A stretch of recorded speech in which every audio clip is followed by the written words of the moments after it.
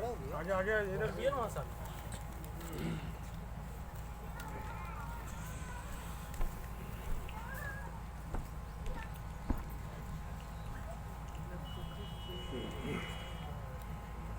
बंदो गुरुपद कंज कृपा सिंधु निरूपरी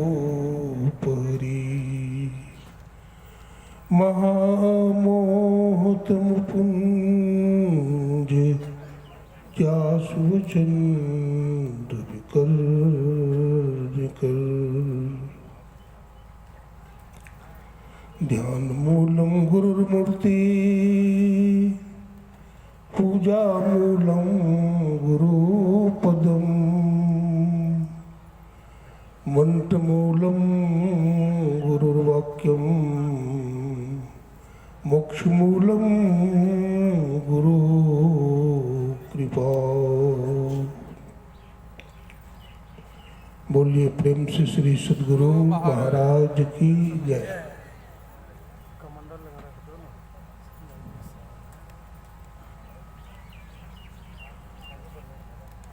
आवागमन के चक्र को मिटाने वाले, त्रैतापों को जलाने वाले तथा जीवात्मा को परमात्मा से मिलाने वाले अनंत श्री विभूषित 20वीं सदी के जाज्वल्यमान प्रचंड मार्तंड संत सदगुरु महर्षि मही परम जी महाराज के त्रैलोक पावन पाद पद्मों में कोटि कोटि साष्टांग दंडवत प्रणाम। उनके मस्तिष्क स्वरूप ब्रह्मलीन पूज्यपाद महर्षि संत सभी परम जी महाराज अपने निवास में विराजमान पूज्यपाद संत मत के वर्तमान आचार्य महर्षि हरिनंदन परम जी महाराज के चरण कमलों में कोटि कोटि नमन। पूज्यपाद गुरु श्री भगीरथ दास जी महाराज तथा पूज्यपाद स्वामी प्रमोद दास जी महाराज के चरण कमलों में कोटि कोटि नमन। तीर्थों को भी पावन करने वाले बुद्ध मंगलमय साधु समाज, पूज्य गुरुजनों, महासभा के सभी पदाधिकारीगण, ईश्वर चैनल पर सत्संग श्रवण करते हुए महानुभावों, सत्संग प्रेमी सज्जनों, भाइयों बहनों, सत्संग प्रेमी सज्जनों भाई बहनों, सबों को नमन करता हूँ, सबों को प्रणाम करता हूँ। अभी आप लोगों ने रामचरितमानस सप्तम सोपान उत्तरकांड से नर्तन की उपादेयता सुन रहे थे। ये मानव का शरीर विलक्षण है। गोस्वामी तुलसीदास जी महाराज ने कहा, बड़े भाग मानुष तन पावा, सुर दुर्लभ सदग्रंथन गावा। बड़े भाग्य से ये मानव का शरीर मिलता है। ये मानव का शरीर देवी देवताओं के लिए भी दुर्लभ है। जहां पर ऐसा कहा तो दूसरी जगह पर उन्होंने ये भी कहा कि बड़े भाग पाइए सत्संग, बड़े भाग्य से सत्संग मिलता है। तो मैं आपसे पूछता हूं कि बड़े भाग्य से मानव का शरीर मिलता है अथवा बड़े भाग्य से सत्संग मिलता है, तो आप क्या कहेंगे? बड़े भाग्य से सत्संग मिलता है। क्यों? मानव का शरीर तो बहुतों को मिला हुआ है। कोई मानव का शरीर पाकर के भी कुसंग कर रहा है, शराब पी रहा है, गलत गलत कर्म कर रहा है, तो मानव का शरीर पाने का उसका कोई फल नहीं है। लेकिन मानव का शरीर पाकर के जो सत्संग कर रहा है उसकी भारी महिमा है। ये मानव का शरीर वास्तव में कैसा है? अध्यात्म और विज्ञान की कसौटी पर जरा ऐसे कसे और देखें। ये मानव का शरीर, गोस्वामी तुलसीदास जी महाराज ने कहा, चित जल पावक गगन समीरा अपंच रचित इन अधम सजना। मानव का शरीर पंच तत्वों से बना हुआ है। पृथ्वी, जल, अग्नि, वायु और आकाश। गाय भैंस में देखिए मिट्टी तत्व ज्यादा है, मछली को देखिए तो मछली के शरीर में जल तत्व ज्यादा है।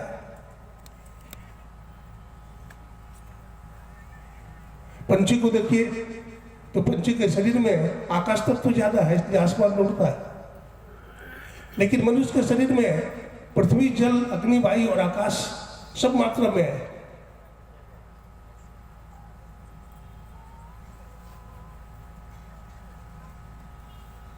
तो मानव का शरीर का जो कंस्ट्रक्शन है कैसा है, जरा सा इस पर विचार करेंगे। हमारे पाश्चात्य दार्शनिक वेस्टर्न फिलोसफर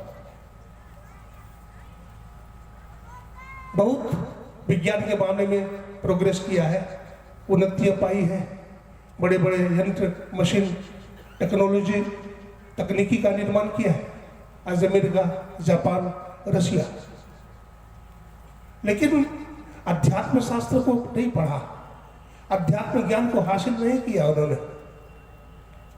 वहां एक रिसर्च किया गया कैलिफोर्निया यूनिवर्सिटी में, वो आत्मा के वजन को भी नापा। क्या नापा? एक चूहा लिया, चूहा के वजन को तौला तो उसका वजन 100 ग्राम पाया गया। फिर उस चूहा को एक गैसगट में, जहरीला गैसगट में छोड़ दिया तो उसका दम घुट गया, मर गया। चूहा को पुनः तौला गया तो उसका वजन 98 ग्राम पाया गया। बोला ये 2 ग्राम जो वजन घट गया ये आत्मा का वजन था। मूर्ख वैज्ञानिक आत्मा के भी वजन को भी नाप रहा है। चित जल पावक गगन समीरा अपंच रचित इन अधम शरीरा। तो मानव के शरीर में जो 5 तत्व है, बाबा गोरखनाथ जी महाराज ने कहा सप्त धातु का काया पिंजरा, तामा ही जुक्ति भी निशुआ, सदगुरु मिले तो बरे बाबू, नहीं तो पड़ले हुआ। ये मानव के शरीर में 7 धातु है। ये 7 धातु शरीर में थे मानव के शरीर, और ये फिर सब नष्ट हो जाते हैं। लेकिन शरीर में रहने वाला जो चेतन तत्व आत्मा है वो अजर अमर है। भगवान कृष्ण ने भी इसको जानने के लिए कहा, भगवान महावीर ने भी जानने के लिए कहा। उन्होंने कहा आत्मानम विद्धि, भगवान बुद्ध ने कहा अपो दीपो भव। आत्मा को जानिए। ये शरीर नाशवान है, लेकिन शरीर में रहने वाला जो चेतन तत्व है वो अजर अमर है। मानव के शरीर की विशेषता है कि मानव के शरीर में ईश्वर तक जाने के रास्ते हैं। नर तन भव वारिद करे बेरो, सन्मुख मरुत मरुग्रह मेरो, करन हार सदगुरु तिरुनावा, दुर्लभ साज सुलभ करी पावा। मनुष्य के शरीर में 3 विशेषता है। गोस्वामी जी ने कहा कि मानव का शरीर नाव है, संत सदगुरु मल्ला है और ईश्वर की कृपा अनुकूलित वायु है।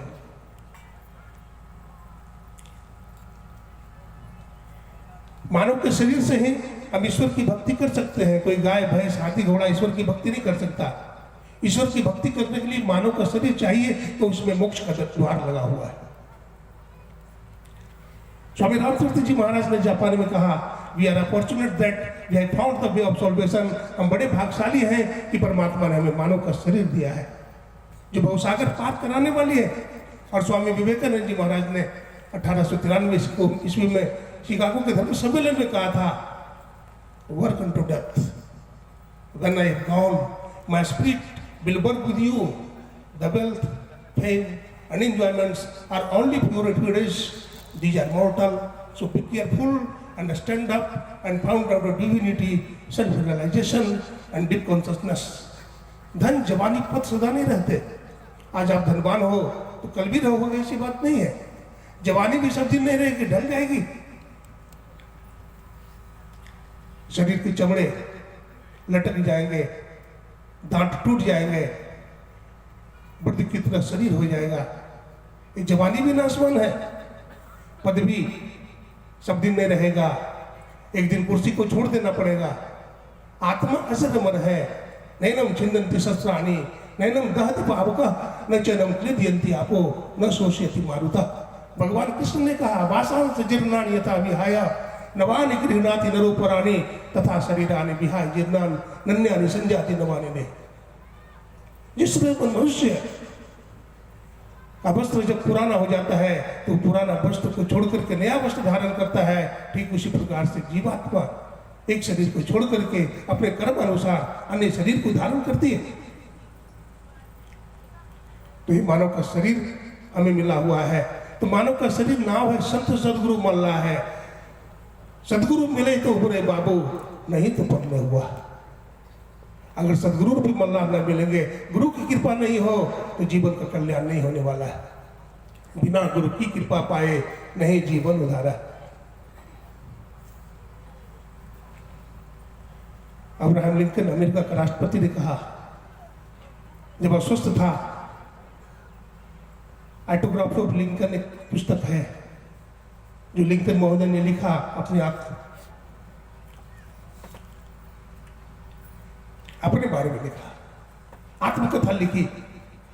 तो उसमें एक लाइन लिखा है, I turn wrong, I should turn right, if I would have turn right I would have Christ. हमारा पैर लड़खड़ा गए, हमारा पैर गलत दिशा में तरफ चला, मैं अपने लक्ष्य से मुड़ गया। अगर मैं लक्ष्य की दिशा की तरफ चलता होता तो मैं क्राइस्ट, एक पैगंबर, एक जीसस होता। अफसोस है, अफसोस, मेरा जीवन का अफसोस कि मेरा पैर लड़खड़ा गए। मैं उस महानतम कार्य को नहीं कर सका, मैं उस परमात्मा से नहीं मिल पाया। मैं संसार के भोगों में लिपट गया, मैं संसार के दुखाले में आ गया।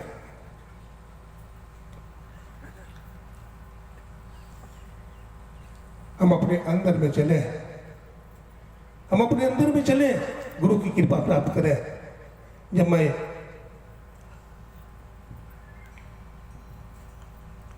दो साल पहले विदेश यात्रा के क्रम में यूएई गया था, यूनाइटेड अरब अमीरात, थाईलैंड आदि।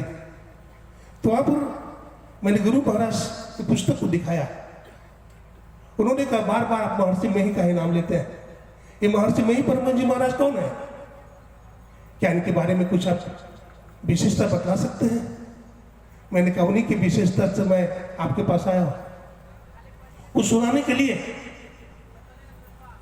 हमारी वीजा बहुत पहले से ही लगाई गई अमेरिका के लिए, लेकिन हमारा वीजा रिजेक्ट हो गया। मैं निराश हो गया कि अब गुरु महाराज की कृपा नहीं है। लेकिन एक महीना पहले मेरा स्वप्न हुआ और गुरु महाराज जी खड़े थे, समुद्र के जल पर खड़े थे। महर्षि मही परमहंस जी महाराज, महर्षि संसदी परमहंस जी महाराज, महर्षि साई स्वामी जी महाराज सब खड़े थे। और गुरुदेव अचानक बोलते हैं, लड़का उठो। तो हमारी आंखें खुल गई। मैं देखता हूं गुरु महाराज सरोवर के जल पर खड़े हैं, कहते आओ। मैंने कहा, गुरुदेव मैं डूब जाऊंगा। बोला, आओ मैं तुम्हारा हाथ पकड़ लूंगा, नहीं डूबोगे। मैंने गुरु महाराज का हाथ पकड़ लिया और गुरु महाराज मुझको खींच लिए और मैं भी समुद्र पर खड़ा हो गया। मैं भी खड़ा हो गया। गुरुदेव कहते हैं, लड़का सुनो, इन सब देशों में जाना है तुम्हें, उंगली हिला लगा, लाठी हिला लगा, और कहते हैं देखो रशिया मत जाना, वो नास्तिक देश है। जापान मत जाना, जहां के लोग ईश्वर को मानते हैं वहां जाना, जहां पर संत मत की बात लोग सुनेंगे। और सुनो, हमारे गुरुदेव के संबंध में सुनाना बाबा साहब के बारे में, क्योंकि अगर बाबा साहब नहीं होते, हमारे गुरुदेव नहीं होते, तो संत मत नहीं होता। इसलिए हमारे गुरुदेव के बारे में सुनाना। मैंने कहा, हुजूर आप जो कहेंगे वही करूंगा।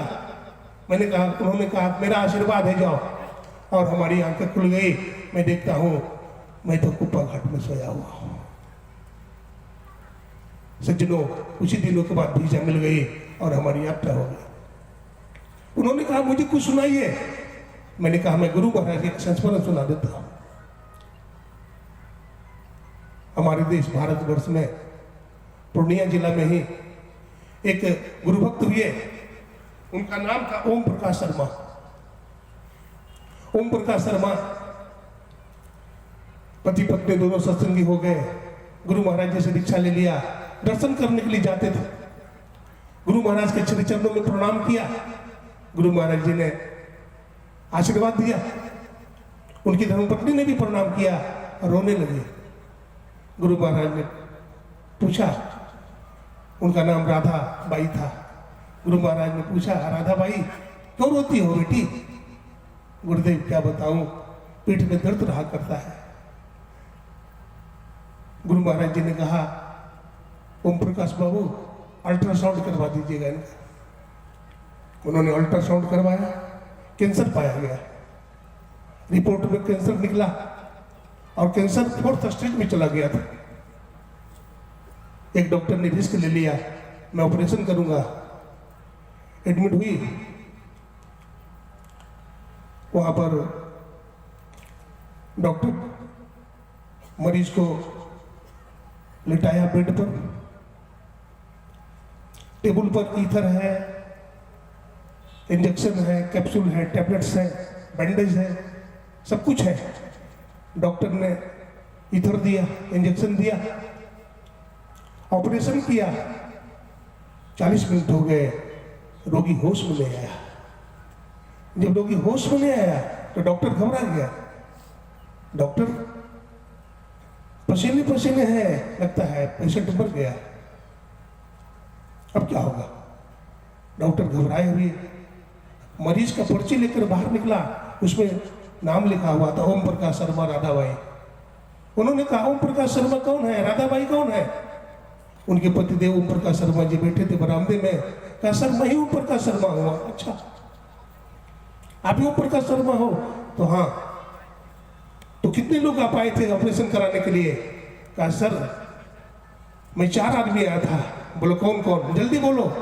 कहा, एक मैं आया था, एक हमारी धर्मपत्नी राधाबाई आई थी, एक हमारी बड़ी बहू आई थी, 3 हो गए ना? बोला हाँ, यही लोग आए थे। तो आपने कहा 4 आदमी आए थे? बोला हाँ हाँ हाँ, मैं भूल गया था, हमारे गुरु महाराज भी आए थे।